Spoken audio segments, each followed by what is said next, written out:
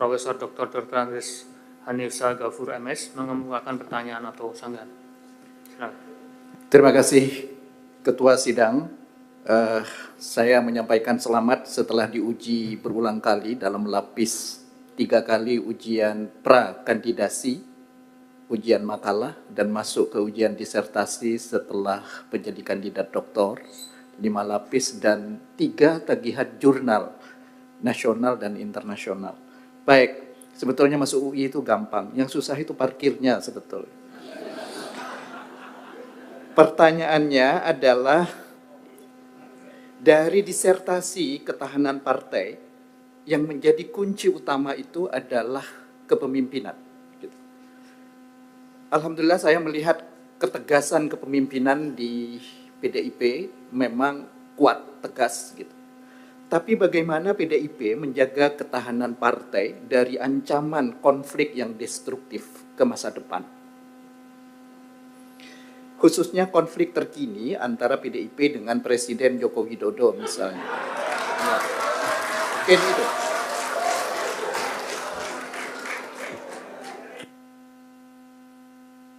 Baik, terima kasih. Mohon maaf, terima kasih.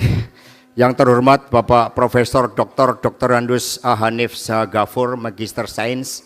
Izinkanlah saya menjawab pertanyaan Bapak sebagai berikut. Antara PD Perjuangan dan Ibu Mega dan Pak Jokowi dari penelitian ini sebenarnya tidak bisa dibandingkan.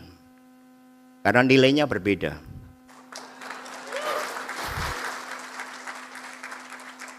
Yang satu berjuang untuk Indonesia Raya yang sejati-jatinya. Yang satu memenuhi karakter the triangle of authoritarian. Sebagai contoh, the way of Machiavellianism. Ada 3 aspek yang diajarkan oleh Machiavelli. Yang pertama, jadilah orang munafik dan pembohong yang hebat. Yang kedua, mencapai hal-hal yang besar dengan menipu. Ini ada teorinya.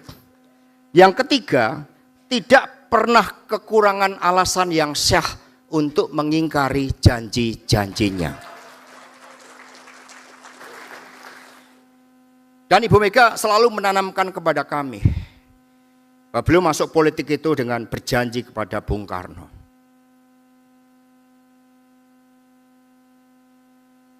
Untuk agar Indonesia Raya sejati-jatinya itu bisa diwujudkan melalui perjuangan para pendiri bangsa kita.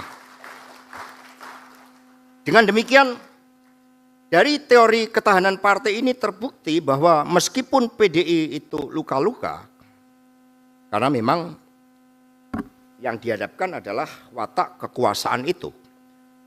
Yang oleh Dr. Sukidi, beliau mengutip pernyataan Profesor Stephen Levitsky yang mengatakan bahwa abuse of power di lingkungan elit dilakukan melalui mekanisme terstruktur, sistematis, dan masif, dan hal tersebut hanya bisa dilakukan oleh pembunuh demokrasi. Lalu dalam teori Hannah Arendt tentang the banality of evil ditegaskan, mengapa ada orang yang bisa menjadi begitu kejam. Ternyata banyak orang yang melakukan tindakan-tindakan kekerasan, violence, itu karena mereka di dalam struktur sosialnya yang dalam teori Arendt tersebut. Hubungan struktur sosial yang membangun dogmatis, membangun hegemoni, sehingga melemahkan kesadaran kritis dari para pengikutnya. Sehingga mengapa the banality of evil itu bisa terjadi. Nah, karena itulah di dalam kepemimpinan strategis sebagai elemen yang berbarengan dengan ideologi mampu membentuk ketahanan partai. Tadi Prof. Hanif mengatakan kepemimpinan ibu yang kuat. Justru di dalam banyak kasus-kasus membuktikan bahwa pemimpin karismatik itu cenderung terjadi personalisasi yang membahayakan eksistensi dari organisasi. Tetapi karismanya Ibu Mega justru dipakai untuk melakukan pelembagaan, termasuk mengatasi konflik tadi. Kami menambahkan fungsi partai secara sistemik melalui resolusi konflik. Karena konflik di partai itu pada dasarnya berakar dari penempatan jabatan-jabatan strategis. Ada 3 jabatan strategis yang diperebutkan. Yang pertama adalah jabatan struktur partai, karena akan menentukan satu policy di wilayah politiknya.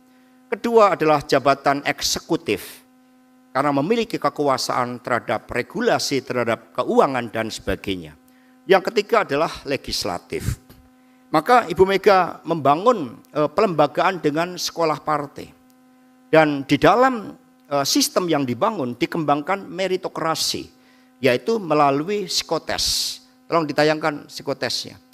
Jadi dalam psikotes ini setiap kader PD Perjuangan yang akan ditempatkan pada jabatan strategis melalui kerjasama dengan Himpunan Ahli Psikologi Indonesia, maka di situ diukur bagaimana personalitinya, bagaimana kemampuan di dalam manajemennya, strategic leadership-nya, bagaimana daya tahannya, itu semua diukur di dalam aspek-aspek psikotes, ada skornya, sehingga ada gambar yang sederhana, sehingga nanti seseorang hanya bisa dilihat kapabilitasnya untuk mengisi jabatan strategis berdasarkan ini. Jadi semakin bintangnya ke warna biru, biru dalam pengertian yang ideal yang membangun visi, bukan biru yang lain, ini mencerminkan integritas yang tinggi, kepemimpinan, kemampuan manajerial, kemampuan intelektual, dan kemampuan mengatasi hambatan. Semakin ke merah, semakin harus dibina. Ini adalah hasil-hasil psikotes sebagai bagian dari resolusi konflik. Dan temuan yang menarik di sini adalah bahwa kepemimpinan strategis tidak punya signifikansi terhadap ketahanan partai. Signifikansinya rendah, hanya 0,016. Signifikansi dari kepemimpinan strategis ini harus melalui pelembagaan partai.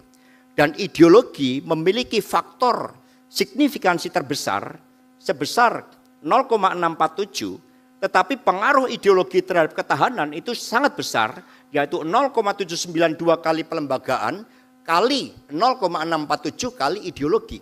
Dengan demikian, karena PD Perjuangan melalui Kongres ketiga dinyatakan sebagai partai ideologi, maka ideologi inilah yang memberikan kontribusi terbesar bagi ketahanan partai. Sehingga dengan cara ini kami bisa menjawab secara kuantitatif dan kualitatif terhadap pertanyaan Ibu Megawati Soekarno Putri yang menjadi landasan penelitian ini, bahwa PDI Perjuangan akan bisa bertahan sepanjang bangsa ini ada karena kepemimpinan dan ideologi melalui pelembagaan partai. Demikian, terima kasih.